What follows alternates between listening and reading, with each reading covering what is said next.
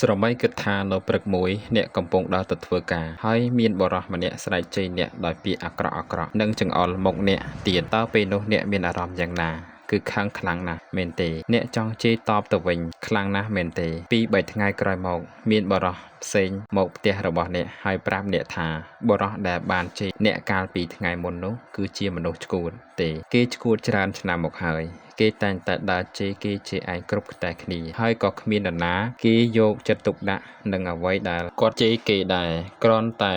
បានឮពាក្យនេះអ្នកនឹងមានអារម្មណ៍ធូរស្បើយភ្លាមព្រោះគិតថាជាមនុស្សឆ្កួតមនុស្សដែលឆ្កួតជាមនុស្សដែលបាន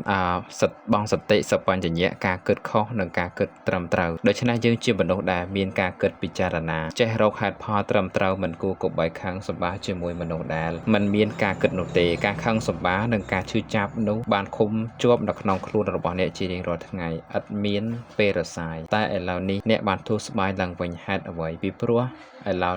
អ្នកបានដឹងការពិតហើយនៅពេលដែលអ្នកបានយល់ពីការពិតអ្នកត្រូវប្រកាន់ប្រសិនបើអ្នកមិនដឹងនៅការពិតនៅពេលដែលអ្នកធ្វើអាក្រក់មកលើអ្នកចូលគិតមើលបើគ្នាឆ្លាតបើគ្នាចេះបើគ្នាដឹងបើគ្នាជាមនុស្សប្រសើរបើគ្នាមានបញ្ញាបើគ្នាមានស្មារតីនិងសតិភ្ញាក់រលឹកដូចយើងតើគ្នាធ្វើទង្វើល្ងងឆ្កួតឬអាក្រក់ចំពោះយើងទេគ្មាននរណាចង់អាក្រក់ទេប៉ុន្តែព្រោះតែគ្នាល្ងងគ្នាខ្សោយគ្នាអវិជ្ជមានគ្នាអបញ្ញាគ្នាមិនអាចទប់អារម្មណ៍បានទើបគ្នាធ្វើអាក្រក់បែបហ្នឹងសូមលើកលែងឲ្យគ្នាផងបើអ្នកជាអ្នកចេះដឹងពិតនោះអ្នកចេះពិតជាដុំថ្មមិនងាយរង្គើដូចដុំសម្លែងដែលគ្រាន់តែខ្យល់បក់បន្តិចចង់រង្គើចង់រំជើបរំជួលខឹងសម្បាភ្លាមសួរថាបើយើងជាមនុស្សជាមានសតិសម្បជញ្ញៈហើយទៅឆ្លោះជាមួយនឹងមនុស្សឆ្កួតឡប់សតិតើយើងជាមនុស្សប្រភេទណាជានរណាអ្នកមិនមែនជាមនុស្សឆ្កួតទេតែអ្នកជាមនុស្សមហាឆ្កួតឬក៏កំពូលឆ្កួតព្រោះអ្នកដឹងហើយថាគាត់ជាមនុស្សឆ្កួតតែនៅតែឆ្លោះជាមួយមនុស្សឆ្កួតនោះអ្នកដែលខឹងប្រកាន់និងចាប់កំហុសមនុស្សល្ងងគឺជាមនុស្សមហាល្ងង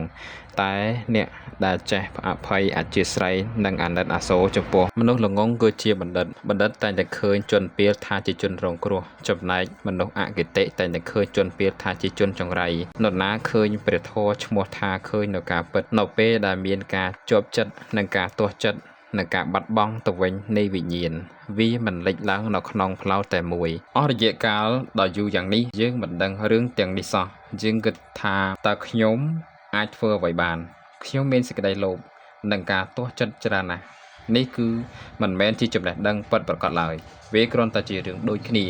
នៅពេលដែលយើងគិតថាមនុស្សឆ្កួតនោះមិនមែនជាមនុស្សឆ្កួតនៅទីបំផុតយើងដឹងថាបុរសនោះជាមនុស្សឆ្កួតតាំងពីយូរមកហើយអ្នកនឹងធូរស្បើយពីការព្រួយបារម្ភនិងខឹងសម្បាគ្មាននរណាអាចបង្ហាញអ្នកពីបញ្ហានេះបានទេគ្រាន់តែ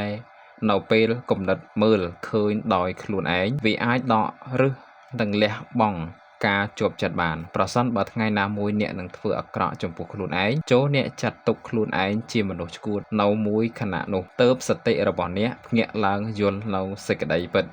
ហើយឈប់ប្រកាន់ខឹងចំពោះខ្លួនឯងតទៅទៀតចាប់ផ្ដើមកែប្រែខ្លួននៅត្រង់ចំណុចដែលឆ្កួតនោះភ្លាមទើបអ្នកជាមនុស្សស្គាល់សច្ចធម៌និងអាចអភិវឌ្ឍខ្លួនបានប្រសើរឡើងដោយគ្នាដែលចំពោះអ្នកដទៃនៅពេលដែលនរណាម្នាក់ធ្វើអំពើខុសឆ្គងអាក្រក់ពឹសពុលចង្រៃមកលើរូបយើងក៏ត្រូវគិតថាទង្វើនោះគឺជាទង្វើរបស់មនុស្សឆ្កួតដែលគឺគ្នាពិតជាឆ្កួតនៅខណៈមួយនោះដោយមិនបានពិចារណាដិតដល់ជ្រៅជ្រះស៊ីជម្រៅឬក៏ពិចារណាបានត្រឹមត្រូវនៅពេលយើងបានយល់ដឹងនៅសច្ចធម៌នេះហើយយើងក៏មិនត្រូវមានចិត្តខឹងក្រោធចំពោះបុគ្គលនោះដែរព្រោះថាគ្នាជាមនុស្សល្អជាទេប៉ុន្តែទង្វើនោះទេតើដែលជាទង្វើឆ្កួតលីលានោះ